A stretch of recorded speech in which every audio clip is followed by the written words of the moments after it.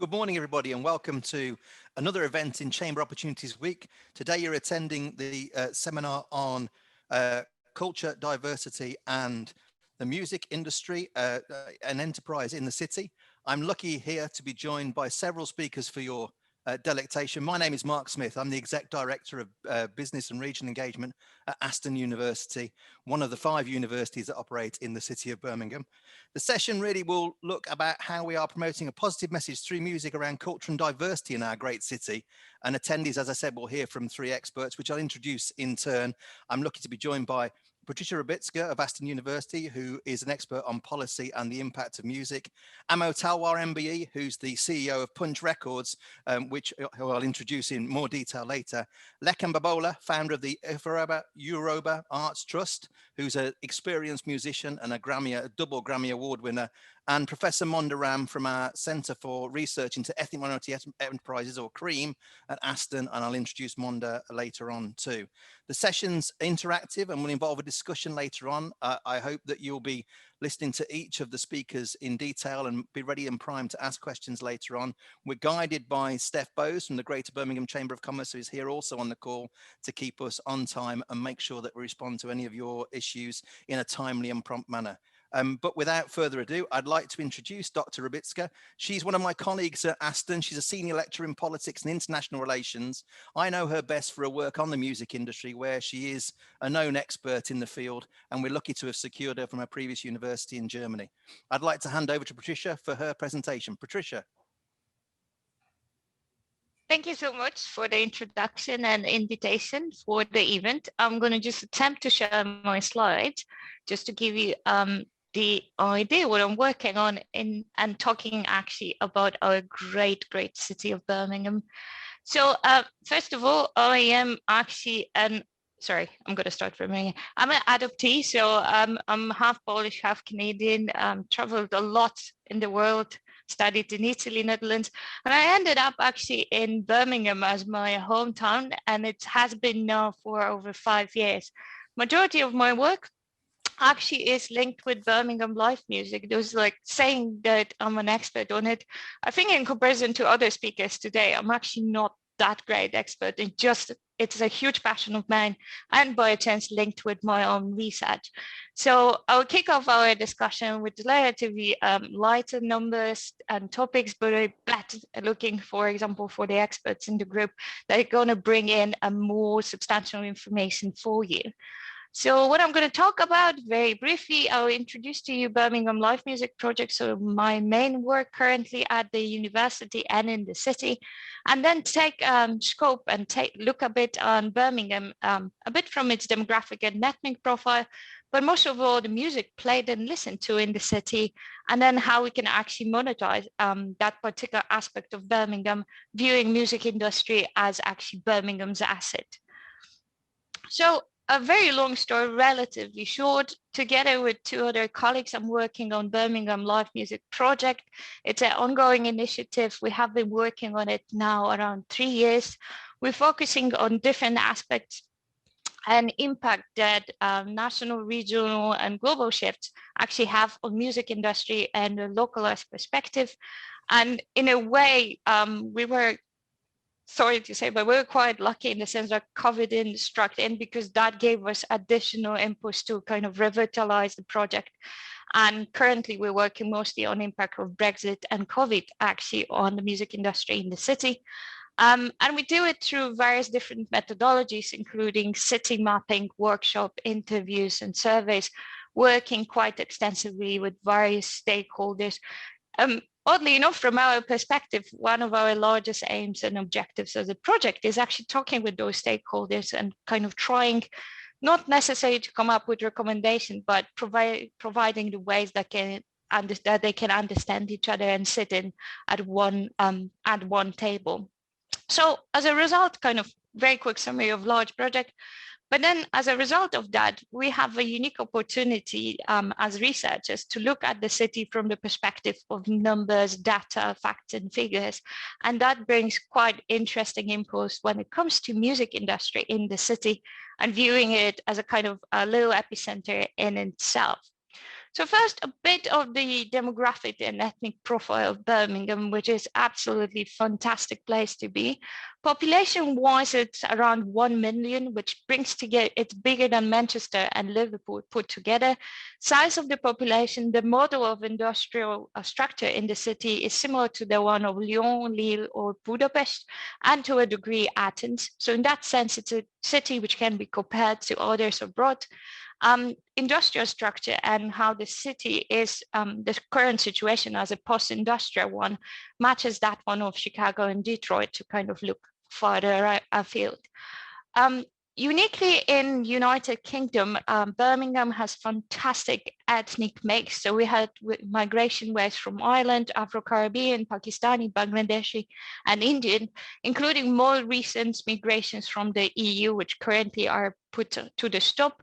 But we're looking at what can it actually happen. Most of all, a very important element of Birmingham as such when it comes to music industry is the fact that 40% of the population is below age of 25, which is mostly linked obviously with the fact that we have 5 universities in the city, but also the fact that it's very diverse demographic population, which is just developing. There is a lot of exchanges.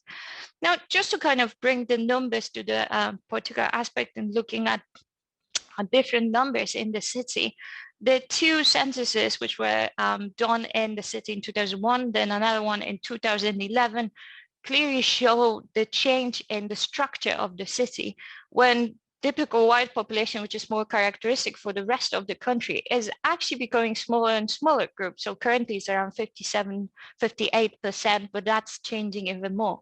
And that brings me to the main point of my presentation today, that particular mixture of culture, styles, ethnic background, history, brings actually absolutely fantastic setup to pull out fantastic music environment, which is very diversified.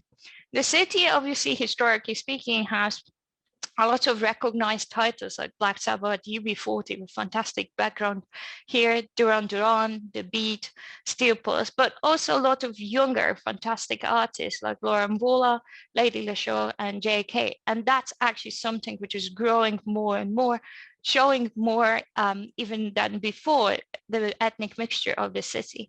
When it comes to the music played in the city, while 21% is still very much indie style music, we have also rock, dance, and electronic, but the rest of it is quite a big mixture of folk, punk, blues, hip hop, reggae, and dub. So it's actually very diversified style, which is very interesting when it comes to Birmingham, that there is no predominance of one particular music style. The city as such is a host to a number of huge festivals, and especially here I want to mention, for example, the Jazz Festival, which one of our speakers will be talking about, or a Simmer Down Festival, which is actually one of the most amazing, bringing different groups, ethnic groups in the city together. We also celebrate still the historical past of the city, and especially the first Irish wave of migration with St. Patrick's Parade. Now, when you take all this diversity, you can actually look at it from more business perspective and see it as an option for monetization of culture in the city. And that's where my project mostly does the largest part of the work.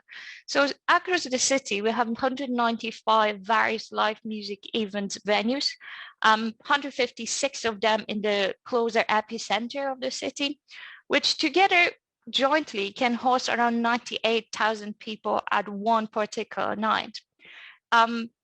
Birmingham itself, so the larger area, is the host to the 2 largest venues in England, Birmingham Arena with capacity of over 15,000 seats, and NSC Genting Arena closer to the airport, but still classified as one in the city. There's variety of live music venue types ranging from social and student clubs, which are more characteristic and activate smaller communities, all the way to medium live music venues around 3%. But the predominant group are actually pubs, bars, and very small venues, which is around 49%. It makes the city quite similar to other places, like, for example, Glasgow, but uniquely in itself, Birmingham has quite a big number of unorthodox type venues, which are actually large outdoor spaces close to the city center, allowing the city to actually host quite big events, not on its faraway outskirts, but still closer to the center. City has a quite similar profile, as I said, to Liverpool and Glasgow. Unfortunately, and as it always is, because it's a second city, is still far behind London, but there is a huge potential on what can happen with culture and live music in the city. One of the things which I wanted to bring here, especially when it comes to number, is the results of the survey that we actually did during the summer.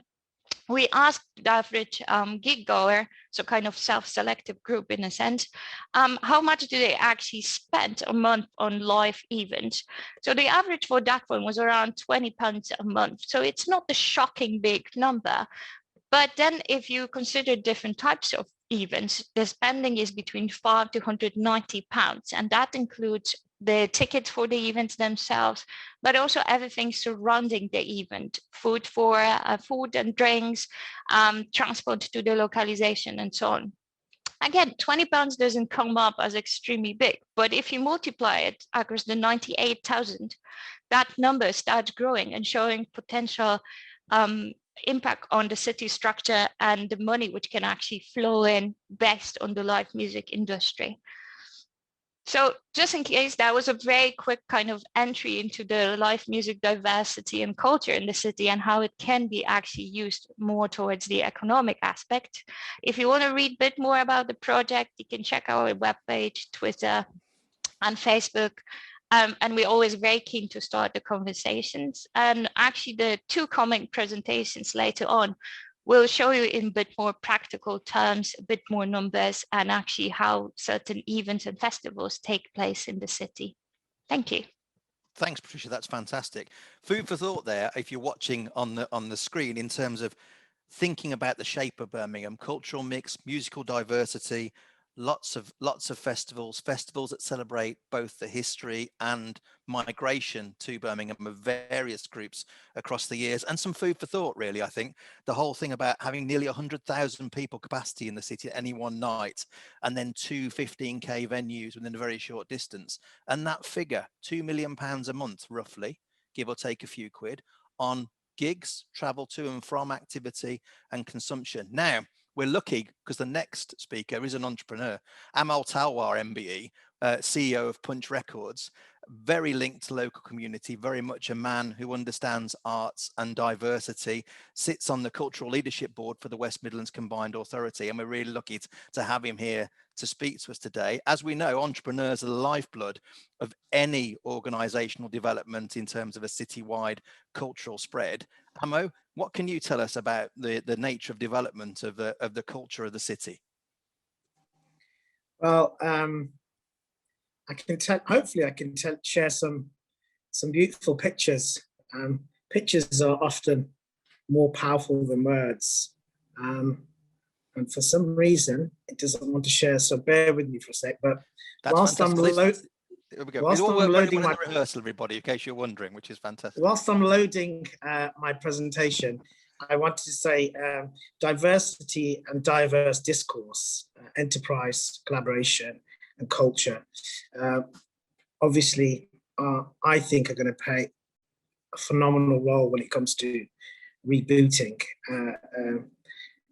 the sector, and it's our secret algorithm in terms of the city. And let me explain why, because I think without diversifying work, and you've seen all the really interesting businesses pivot, just changing the way people deliver work, we're going to make sure that we need this diversification and these new partnerships to be at the center of our growth. And historically, creative industries and music has always been a really strong growth sector. There's also clear evidence that having more diverse people in its broadest sense. So, you know, having more women in the organisation is better for the bottom line, and also having diversity, as in diverse staff and diverse opinions, is better for the bottom line. And don't believe me, you know, go into the reports, and you can delve into all the sort of really big reports that have taken place in the last, you know, 2 to 5 years, the McKinsey being the main one. And the evidence is there. Anyway, we're here to talk a little bit about Birmingham music and its history. But for those that perhaps don't know myself, I'm Talwar. I'm the CEO of Patrycja. I used to own a record store in Perry Bar for my sins, and we used to sell vinyl. So that's me at a very young age. I used to wear hats, and we used to sell vinyl and tapes and CDs. But just even at that very embryonic stage, diversity was a key component. We were diverse in terms of not just doing one thing. We had to do a multiple array of different facets of music. We were promoters, we were educators, we had a small label, we wished to run events, we were managers of artists, and we were retail.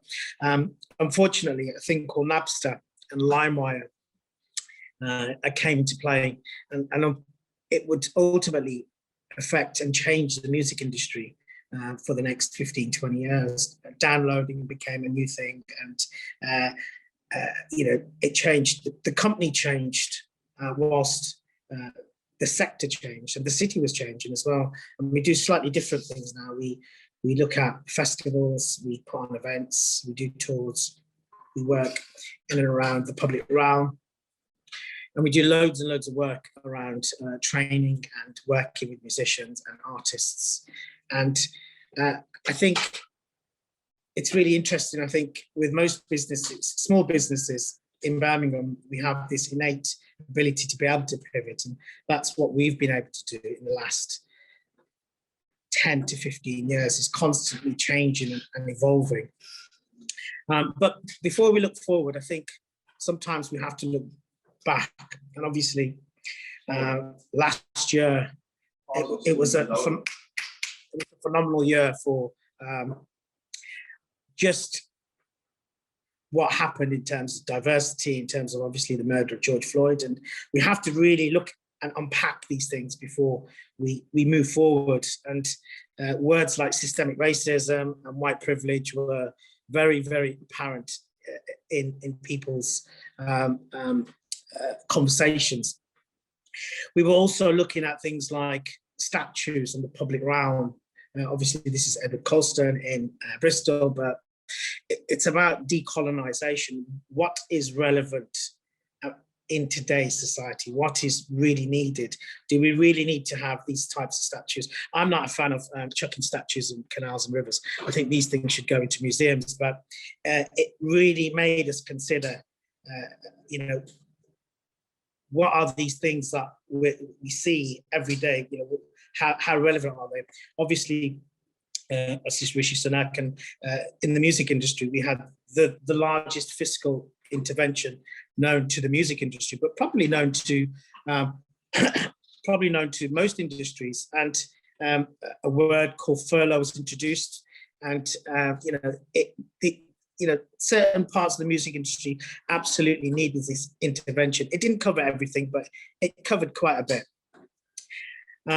We also need to really consider things like equality, equity, and justice. And I think these three diagrams really present to you the difference between one and the other. Equality, obviously, you can see the picture on the left. Things look equal, but they're not. Equity, it's moving into a better direction, and justice is the one that I think we should be all aiming for. You can use this framework and this metaphor in all sorts of areas, like supply chains, like culture. You know, citizens of Birmingham need absolute representation, and diverse communities need that as well. We also, unfortunately, need to look at and talk. Before we talk about diversity, we need to talk about privilege. Sometimes we need to talk about male privilege. Sometimes we need to talk about place privilege. And we have to have uncomfortable conversations about white privilege. we're living in a city that's over 40% diverse. We need to be more representative of the citizens and the new communities that we supposedly represent. So amongst all that, we have a major event taking place called the Commonwealth Games that you're all aware of. It's £1 billion worth of investment coming into the city. It's going to have a transformational effect on transport, infrastructure, and global connectivity.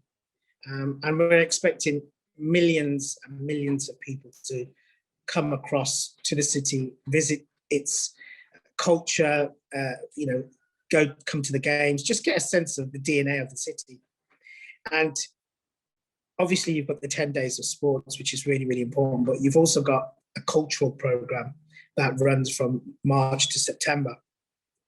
And amongst all of this paraphernalia of COVID and Brexit and the Commonwealth Games and all the stuff that you've been seeing in the news, we have to ensure that local people feel part of the games and there is impact and connectivity, not just volunteering for the opening of the games, which is really important.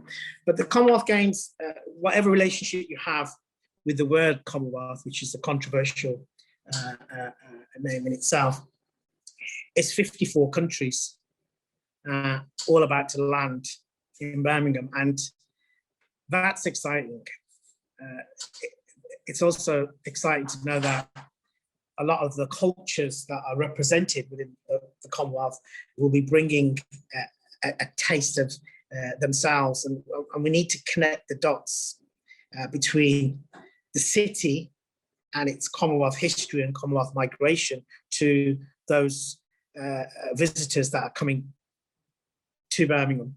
And how do we do that? Well, Patrycja mentioned earlier some of the major sounds that have connected the city globally, and these are quite popular bands that you're all aware of, UB40, Duran Duran, CBSO and the Streets.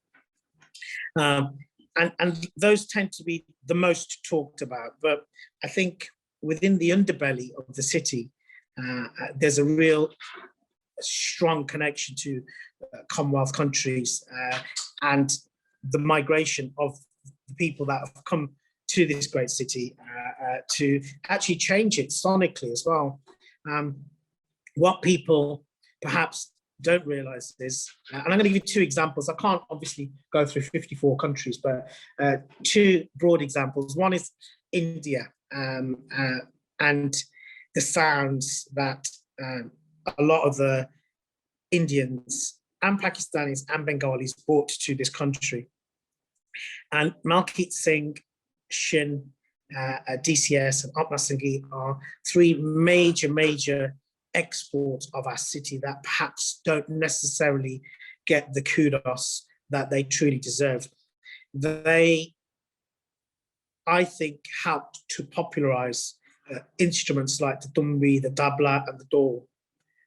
And you can see and feel that also in schools and education, where these instruments are now becoming more and more popular, and there's workshops and there's courses based on these instruments.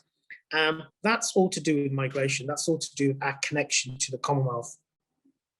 Obviously, Jamaica has had a phenomenal influence in terms of the sonics and the sounds that have come out of sound system culture.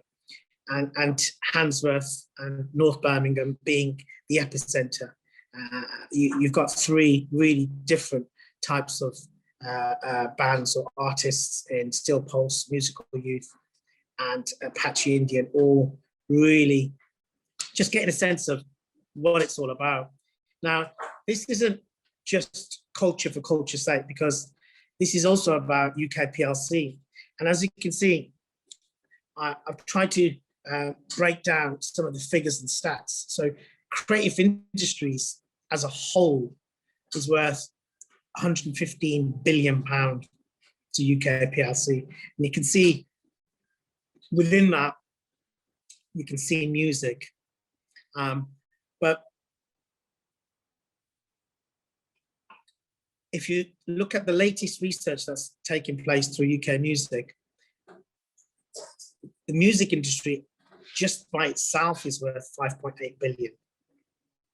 And this is the type of investment and GDP growth that's needed to re-stimulate the country. Creative industries, music, really, it comes in quite heavy in terms of our global reach. But let's look at the West Midlands.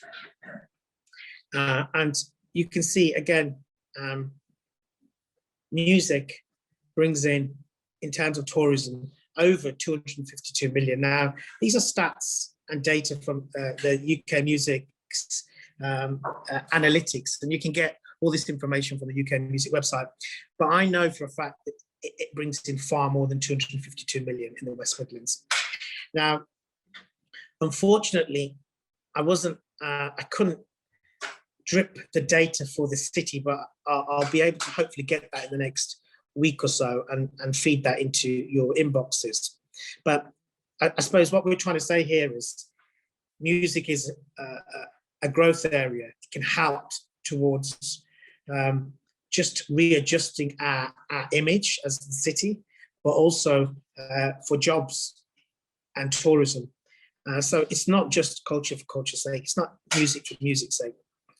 And new communities often bring in new sounds and sonics. So we spoke a little bit about India and Jamaica, and obviously you've got the migration of the Eastern European countries, Poland, Hungary, etc., etc. But these new communities, they come to Birmingham for a better life, and then they have families, and those families are connected to UK British culture.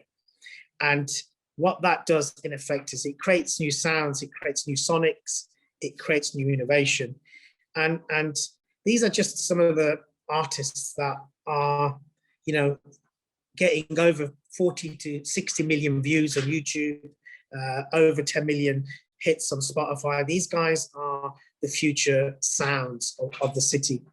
Not only these slightly more popular artists, but within the new sounds, you have subcultures as well. And you have new genres popping up, and artists like Millions, who's just done a partnership with Burberry, Mowgli, who's from Erdington, Lady Sanity, who did the handover of the Commonwealth Games, and Koza Cole, who's a phenomenally just talented jazz musician. These guys are the artists that are going to really push the cultural agenda, but also the fiscal agenda.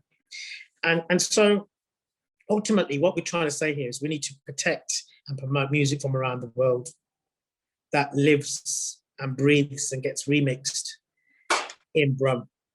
If we don't, we won't be seen as a global leader in terms of our export. And we need to really look at the Commonwealth values, which look at things like humanity and equality. And these are the values that will hopefully connect the dots between how we make music in Birmingham and how we promote and export our IP.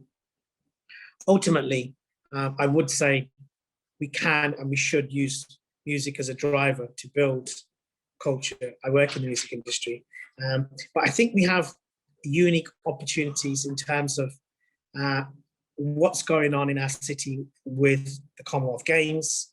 We also have a thing called City of Culture, which is over in Coventry, which is just up the A44. So music has to be and can be a driver for not just great culture, but growth and jobs. Thanks.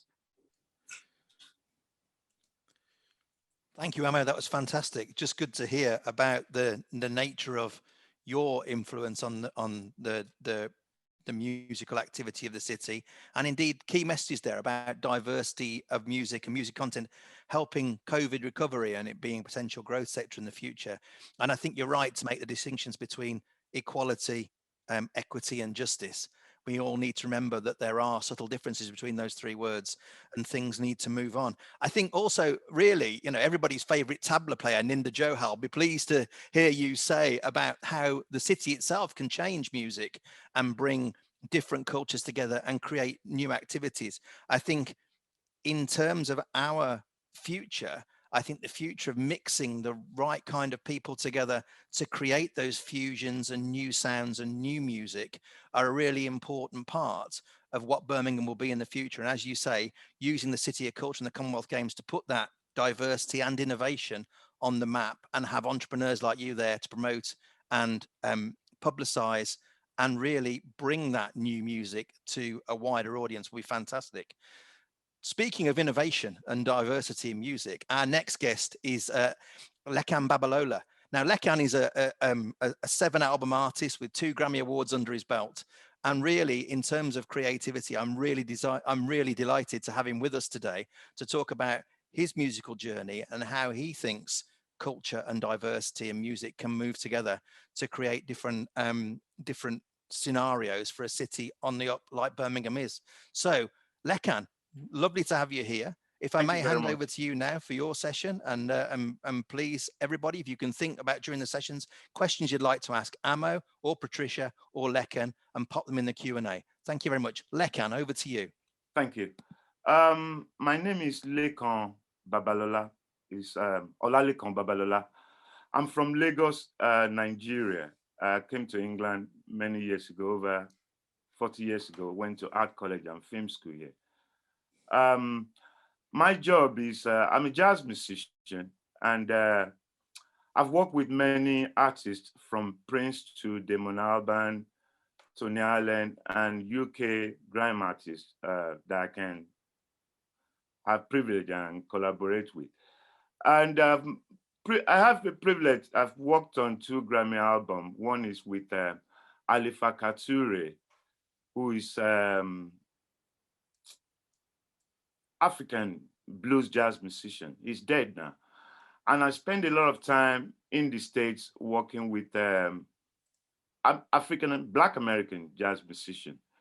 And I find it very, very interesting. The last person I did a Grammy album with is Cassandra Wilson, who is from Jackson, Mississippi. And the work I do is I'm creative director of an organization that we found many years ago, 25 years ago in London. And we've worked all over the country. 20 years ago, we came to Birmingham. I came to Birmingham to be artist in residence at the Birmingham Conservatoire under the jazz department.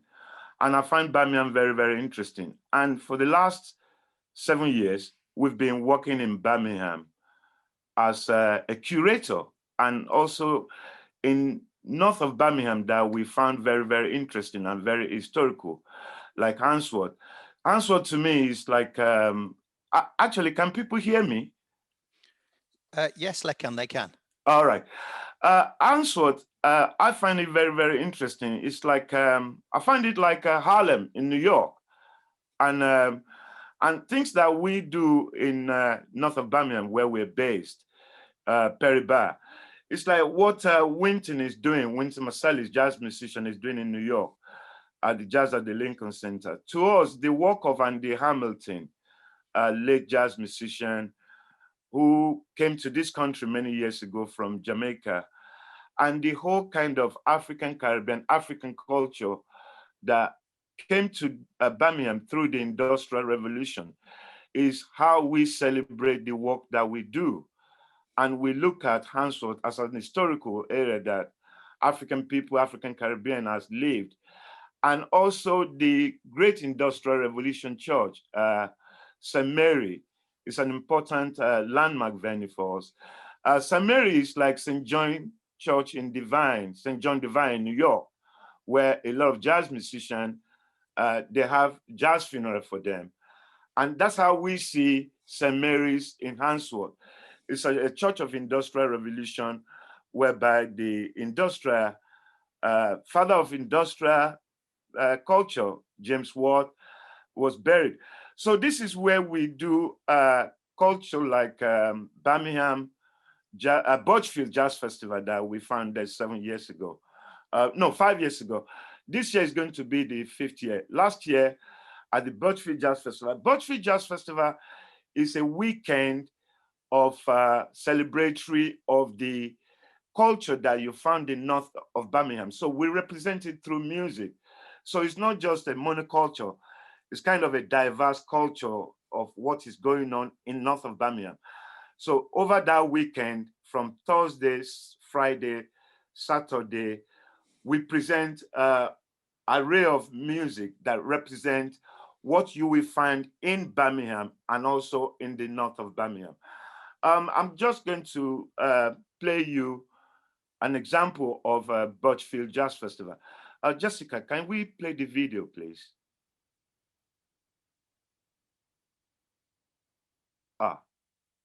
Hello? Oh, yeah.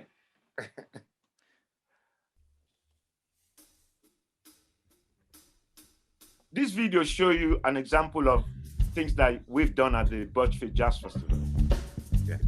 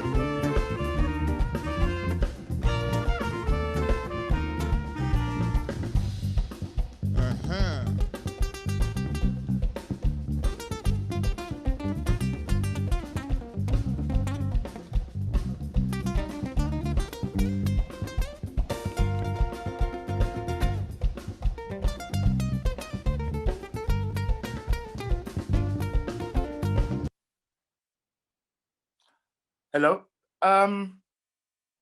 Those are what we've done at Butchfield Jazz Festival, from choir to different bands to, we collaborate with organizations like BCU, organizations like Birmingham Conservatoire, Hansworth Choir, and every band. We try to present maybe 7 to 8 bands in a day during the whole period. So in overall of the 3 days festival, up to about maybe 24 bands we play at the weekend. And another thing that we do is during the Butchfield Jazz Festival is we present our producer, Kate Luxmore, find a way to create Birmingham Art Ensemble. The Birmingham Art Ensemble talks about, it's a project about young people, older people of my generation who come together to create not just music, but contemporary art with music, poetry. And then we fuse this with a lot of things, and we present a workshop in school, in places. And during the recent lockdown of the last year of the coronavirus, we do pop-ups in places all over the north of Birmingham and south of Birmingham. So we do things like that.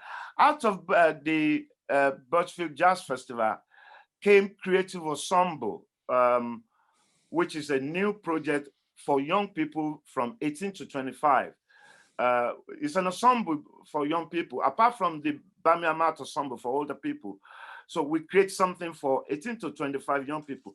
So it's like a feeder into Birmingham Art Ensemble. So we get them from when they were 18, and then we work with them, then we feed them into the older generation. I'd like you to see what we've done as an example of Birmingham Art Ensemble. Jessica, can we play that video, please, for them? This is our producer. And I have put together something called the Birmingham Art Ensemble through a registered charity that I run with Lekan Babalola, which is called the Ifa-Yoruba Contemporary Arts Trust. We're based in Birmingham, and the reason that we created the project that you see here is partly out of a conversation that I had with my daughter.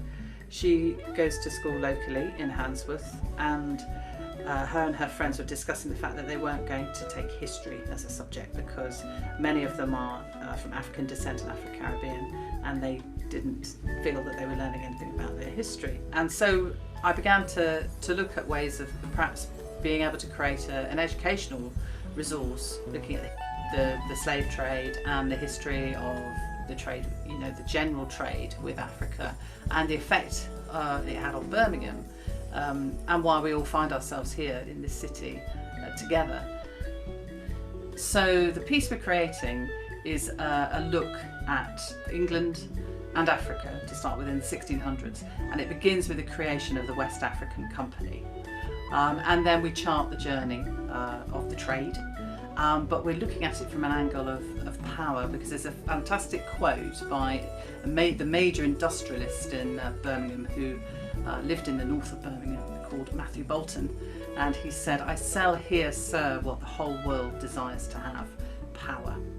And it really helped us kind of think about the whole journey and the story, but from a perspective of the fact that it is power that has been created and has changed and formed the place that we live in.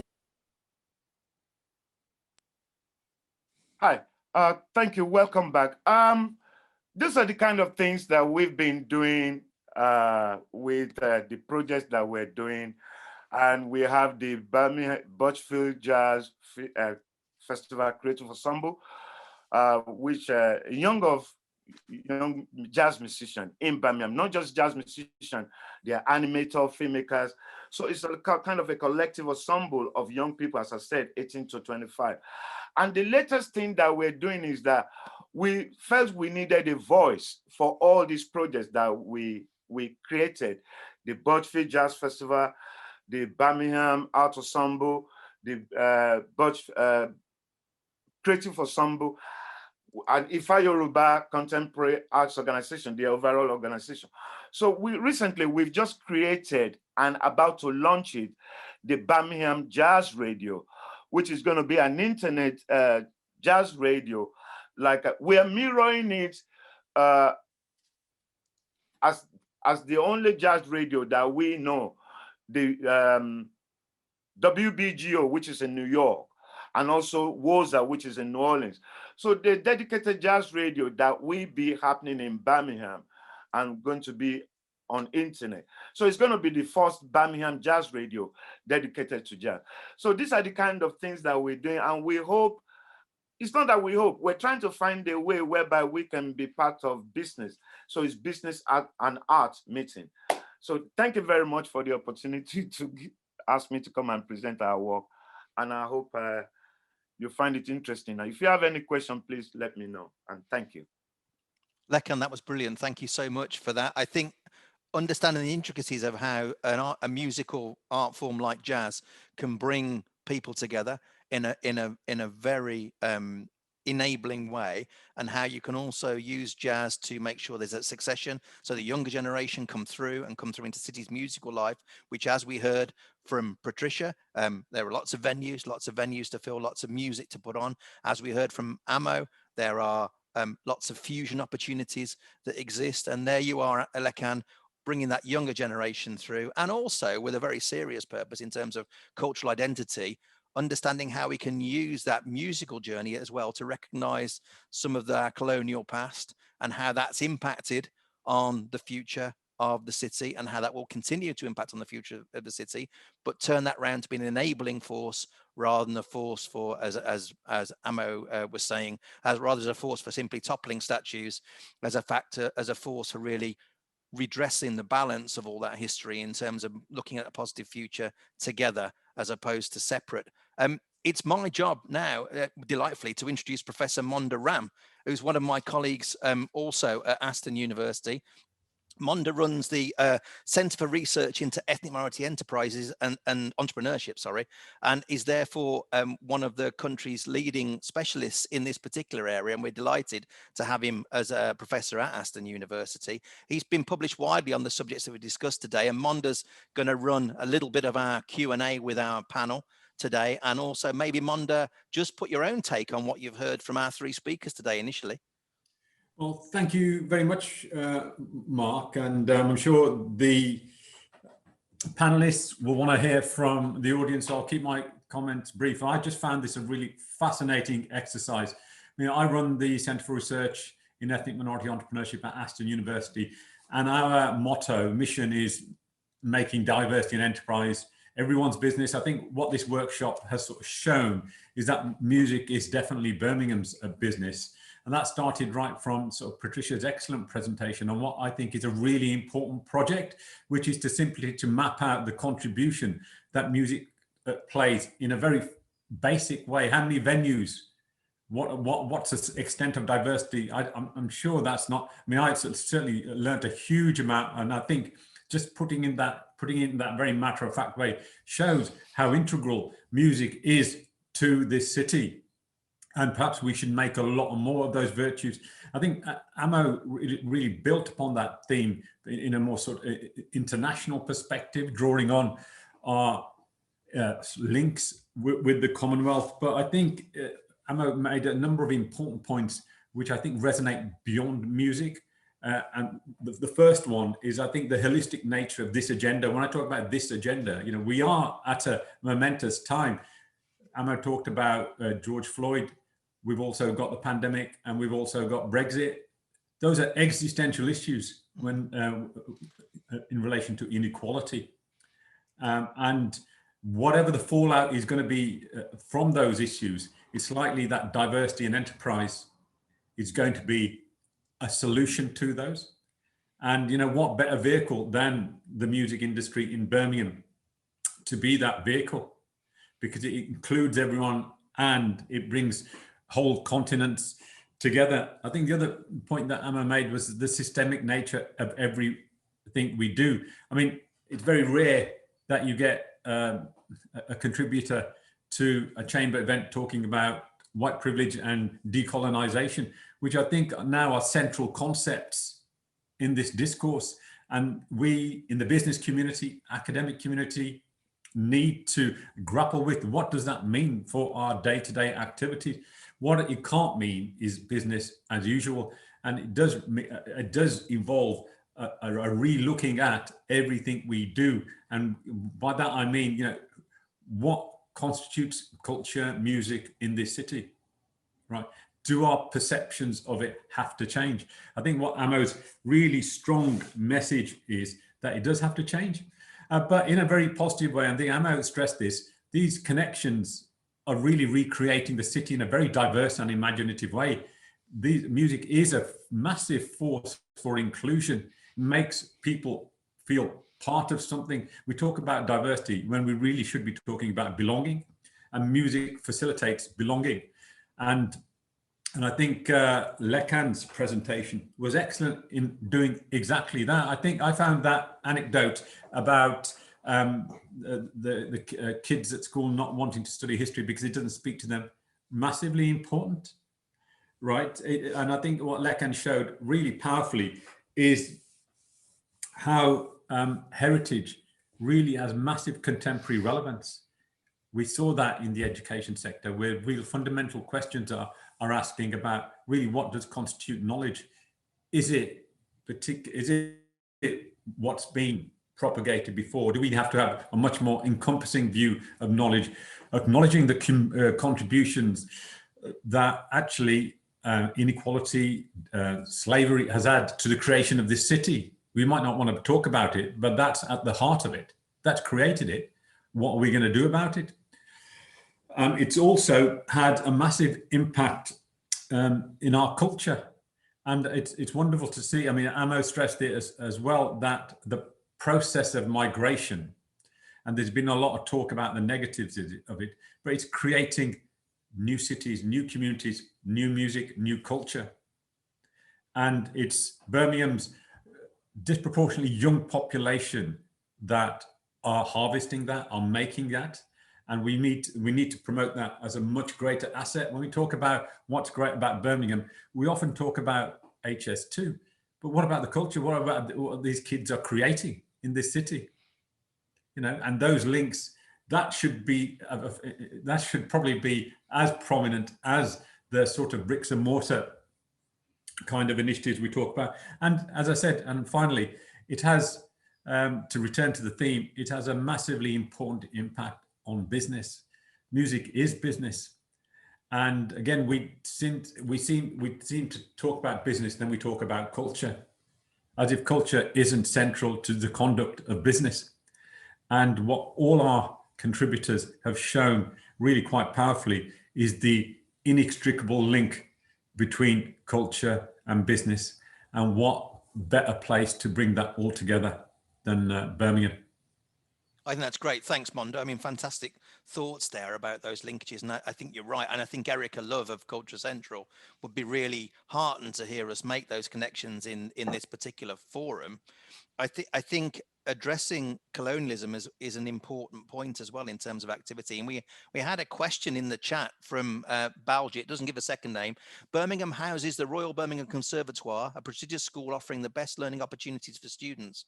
Conservatoires are under scrutiny for their lack of diverse staff and student representation, systemic barriers, etc. I'd be interested in the views of the panel on this. I'm going to go to Lekan first, because Lekan, you've been associated with the Royal Birmingham Conservatoire yourself, and it is a jazz venue in its own right. Are you any comments on Baljit's question? It still needs a lot of work. It's like the conservatoire, in our view as a musician, and also students who study there, the conservatoire needs to find its way to connect to the city. I think it's very important that institution is by itself as a campus, but connecting to the city where the corners, all corners of the city, whereby the conservatoire can be doing more outreach work. We work with the jazz line, and our work is to do more outreach work, what the conservatoire can be doing.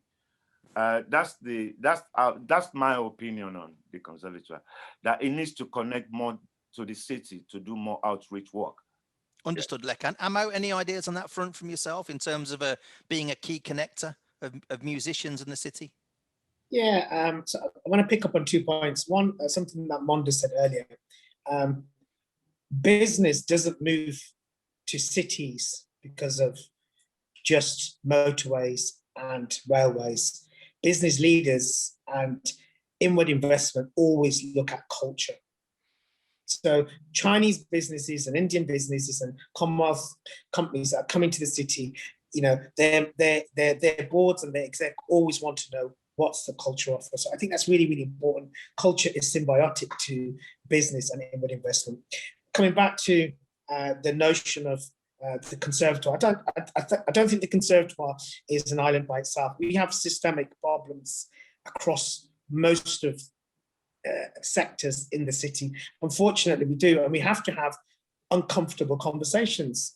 This is not just about the conservatoire. This is about the city council.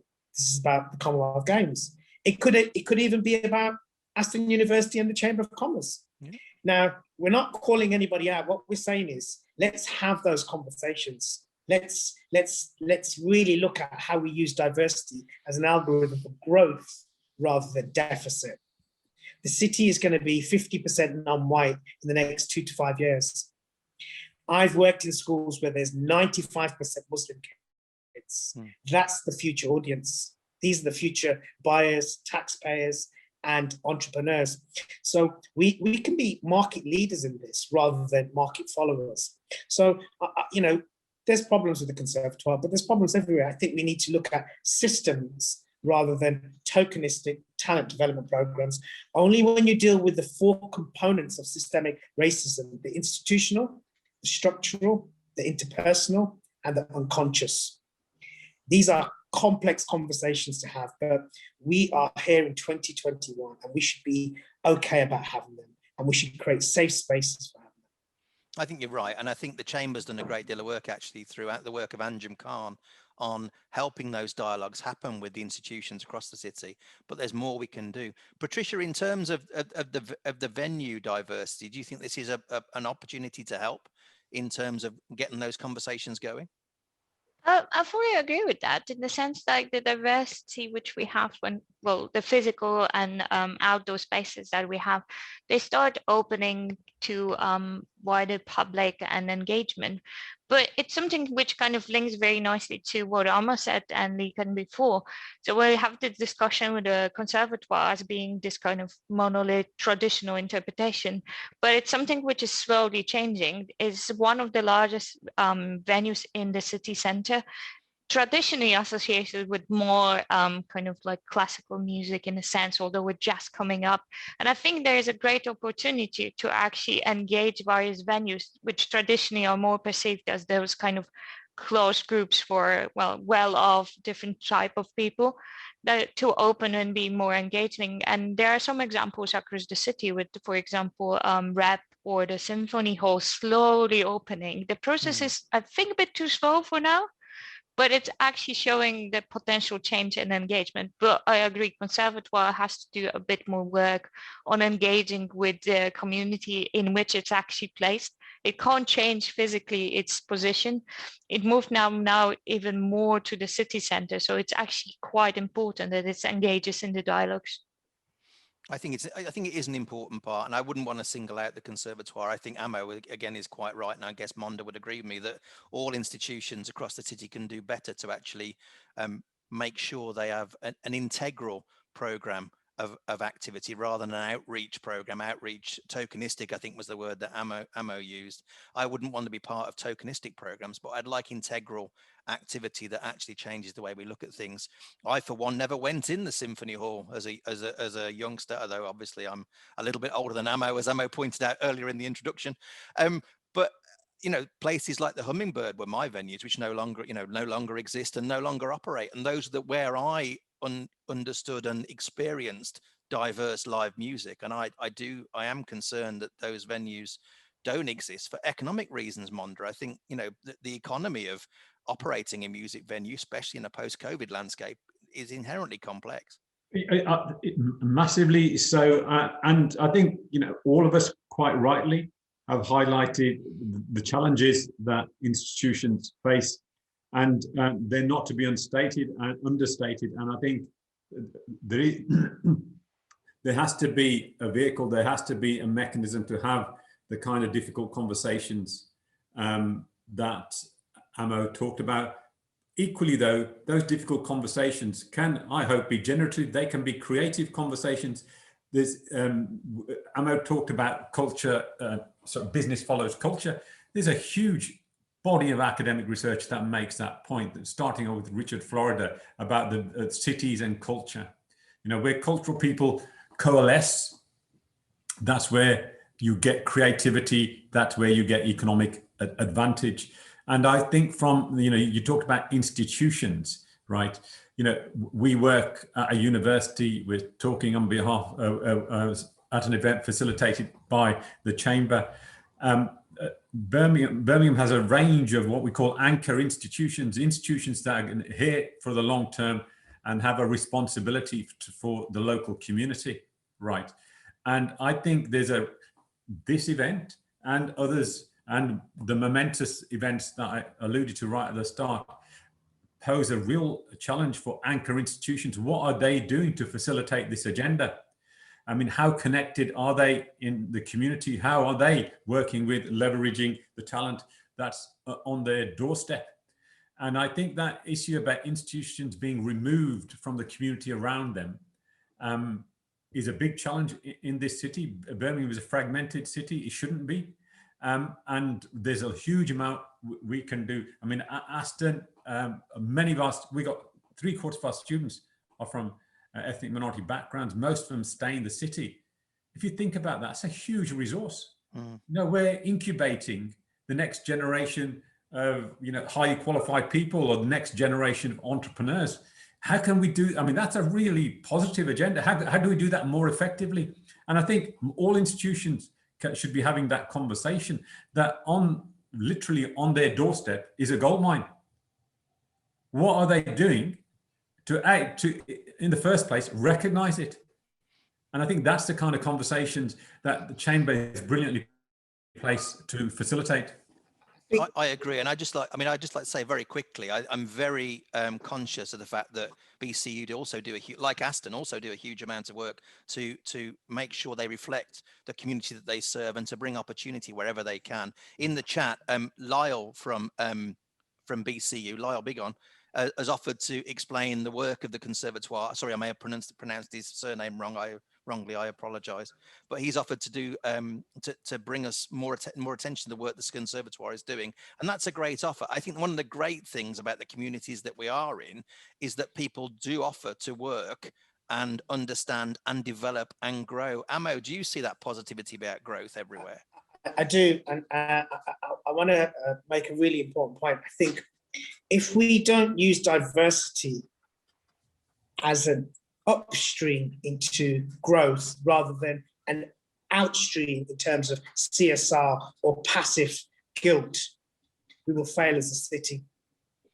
And let me explain what that means. So if we don't use the connectivity and the different conversations and the differences, whether they're disability, neurodiversity, age, ethnicity, race, gender, all the protected characteristics, and dare I say, the elephant in the room is class. If we don't use all those areas as an inward investment in terms of our growth rather than an outward, which tends to be around CSR, we're not going to be the global city that we say we are. And then there's also a couple of predictions that I think are really important. All those people that made all those promises post George Floyd, there was a lot of black squares online on Instagram.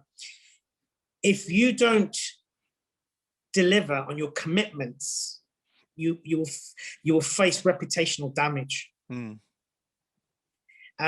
National institutions and local authorities and public sector organizations, they're going to set clear guidelines and expectations around diversity, especially gender and race. And why wouldn't you? Because the evidence is there. Having more women in your company is better for the bottom line. This isn't passive kind of having more diversity and difference is better for the bottom line. So there's no way around it. And obviously, we're heavily connected to North America. You know, the Biden-Harris camp are going to be pushing this agenda phenomenally to UK PLC. FTSE, all the FTSE companies in London and Birmingham, they'll be changing their algorithms around data and analysis. And you know, we're going to have to start looking at gender pay gap and race pay gap, because these are really big issues. It's not just about diversity in terms of this thing here. This is a lot bigger than music, but I think all of us in this panel really feel that music and culture can be at the heart of growth rather than a passive afterthought. I think, yeah, I would agree. I think that's, I mean, the whole reason for running the seminar today is to say there's a power in the heart of what we're doing around music that is classless, that is raceless, and is about combining the best of the talents across the city to give a positive outcome for the city and its hinterland, effectively, to make sure that people can feel connected. And as you've talked about, you know, culture as an attractant in terms of investment activity. I mean, you know, Patrycia's more the expert on monetization than me in this regard. I wouldn't want everything to be driven purely by a cash outcome, but I would want everything to be driven by a fairness outcome to make sure that people can feel connected to what's important around the city. I know my university's made great strides in understanding what that means in the 21st century and how we adapt as an institution. Sister institution over Jennings Road, BCU, similarly pushing themselves really hard to make sure they remain relevant. They've done great things in the arts arena, things that we don't do at Aston, that really help people to access and be included in the opportunities that exist. But I think, Patrycja, do you think, I mean, that the whole money piece, is that going to sour this, or is that a force for good as well? In the sense like how we can use that money Yes. for the future. So Yes. I think it's not all about the money. I mean, the city has extreme potential to, so there is a base which can be used in order to get the creative industries and live music even more present there. But it's not all about the money, it's about the organization and people working together. So I would say the city has a fantastic potential to actually use music as, first of all, the grounds for the recovery of the city itself, but also the recovery of the communities and interactions and networks which were there before COVID struck. So in that sense, yes, monetization, there is a potential, and it's going to kind of grow if we get a chance, especially looking now at the new road to recovery. But it's not everything. So we have to look a bit more into interactions between people and getting people to the table, talking together. So kind of going very much in what Amo was talking about, and Monder also brought it in. There's fantastic plethora of diversity in the city, and music can bring people together, and it can actually be used as a force for good. We have a potential. There are venues in places, and we can actually see it as a financial, economic asset, but it needs help, and it needs actually community to bring it in together. I think that's right. Look, I know that time is marching on as well. I want to keep going around the panel members, but we've got a number of questions that have popped up in the Q&A. One from Shelby: can the presentation shown today be shared? Amo, are you willing to share your presentation? Can we do that? Would that be all right? Obviously, the session is being recorded, yeah. Steph, but we can. Amo, sure, absolutely, yeah. We'll make that connection with Lekan. Thank you, Shelby, from that point of view. And I wanted to bring in a bit of a left field question, really, from Stuart Burney, who's the head of the music service in Birmingham. And I guess I'm going to direct this really. I know we've only got Patrycja for a very short time now, but can I ask the panel what might be the impact of the clean air zone on the night economy? Will we be having to think about venues and the parents, carers of those who are performing, and the cost of driving in, public transport, parking for concerts, as well as a negative impact? What do we think? Will there be a big impact of the clean air zone? Yeah, so I can actually take that one because it's part of the work that we do in the project. So we did the analysis in order to identify the direct impact when it comes to live music. And the largest problem is that, as I showed in the slides before, majority of the venues, the ones which are the most popular, so not the social clubs, for example, which are very important, but they're not in the city center itself, but majority of the largest venues and those which play important part in case of Birmingham is actually within the clear air zone. And the problem there is delivery to the venues, but also bands which are on tours traveling to those. And the clear air zone, which comes in this summer, increases the cost of touring. So especially smaller bands, which basically traveling or really kind of low budget, sometimes doing it by themselves, we're actually going to be affected directly by it, because majority of times when they travel, they actually don't travel in very posh new type of vans or vehicles, which kind of clarify for discounts, but rather in the van, which is older than 2015. And that already kind of starts up with £8 a day, and that builds up. So the clear air zone will have direct effect both on the venues when it comes to the deliveries, but also the touring bunch and musicians, and also sound engineers and light engineers would travel with them, which usually need slightly bigger cars in order to deliver things to the city center. And that's quite a tricky element currently being discussed. Okay, cool. So we could connect you, Patrycja, with Stuart to have a direct conversation about that. I have to say, personally, I'm in support of the clean air zone because it impacts on some of the poorest people in and around the city in terms of their health. And I think health trumps everything in the Smith book. But then I'm understanding that other people have other concerns. Amo, have you got a quick comment on that? I wanted to triangulate something you said earlier, Mark, which was I want to connect Mark's youthful life as a young kid going to the Hummingbird, which is in Dale End. I want to connect that to the guy that actually used to run the Hummingbird, which is a guy called Lloyd Blake, and his son, Joel Blake, is the president of the Commonwealth. Yes, he's my boss in the Commonwealth Chamber terms. I'm very happy he is as well. So I just wanted to triangulate that. Isn't that fantastic? Yes. Mark's youthfulness, and he's going out. I'm not sure what concerts he used to go to. All sorts. Joel Blake's father was the licensee. I think that's magical. It just shows you the connectivity within the city. I think it is, isn't it? It's a wonderful thing to have that connectivity in the city. And I think I wouldn't like to go back on my concert history. Let's just say I didn't buy my copy of Handsworth Revolution from your shop, but I did buy one in 1978. I think I might be a year out when I was clearly youthful, as you know. From that point of view, look, time is marching on, and I just wanted to say a couple of things that have occurred in the chat. There's a plea for help from Andrew Simpson of COSAM Entertainment about any contacts the panel could help of a first theatre tour rock and roll show for 2022 and beyond. Andrew will take those offline and we'll make sure you're connected with the right kind of people. You've got a stellar panel here and they will know all the kinds of people that could help you. And I wanted to make a point really that has been put in by Sally Walder, who's in our audience as well. Sally Walder is the general manager of Amplify, which is the NEC Group's hospitality business. She gave us a positive thought, I think, which we can kind of end on, that they're getting consistent feedback from a diverse range of customers for the NEC Group about the fact that people cannot wait to see the return of live music. And I'm with them really on this. To get back to live music and live performances, to get back to audiences mixing in the city and bringing different people together is something that's superb.